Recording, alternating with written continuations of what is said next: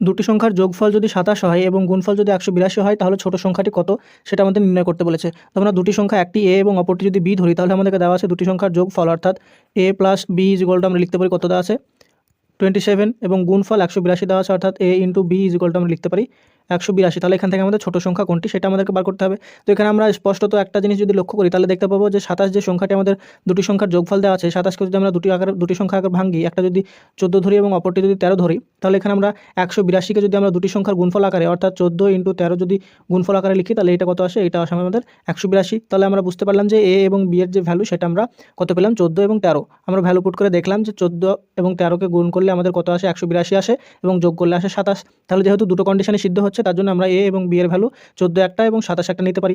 এখানে আমরা দুটো ভ্যালু পেলাম, 14 একটা, 13 একটা। তাহলে বলেছে ছোট সংখ্যাটি কত, অর্থাৎ এখানে স্মলার সংখ্যা বা ছোট সংখ্যাটি হয়ে যাবে আমাদের 14 এবং 13-র মধ্যে 13 হবে আমাদের ছোট সংখ্যা, যেটা অপশন নাম্বার